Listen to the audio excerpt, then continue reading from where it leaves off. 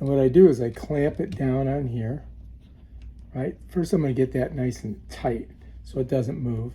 Then this right here, I can move this one, right? And then this, I can move this. So that way I can do my video. You follow me? Might move it over a little bit so you guys can see better.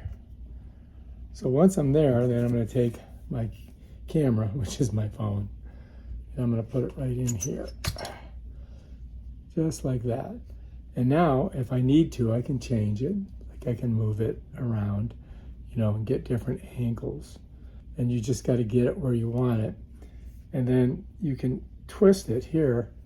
I can, if I need to come down, I can come down a little bit like that. All right, so here's the setup.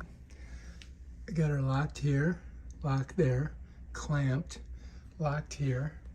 It says smallRig right there, as you can see. And then usually I just get a little piece of paper like this, and then I'm doing my, you know, little video right there.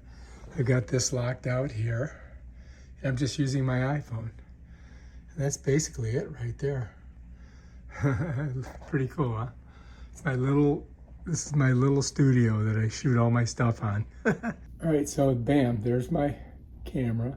It's facing down. I've got my little thing that I'm shooting, this little thing here.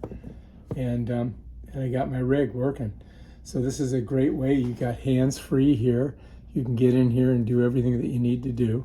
Like if I turn this down, you can see I've got this right here, and I'm shooting it, and then I can do, you know, whatever I need to do to show the client what the product is. I use this little white piece of paper as a background, and it works great. It works fantastic. You can see it right through my camera right here, and all the background is white. And so you see it. So this is what we're looking at. This is what you see here, but this is what you see in the actual frame.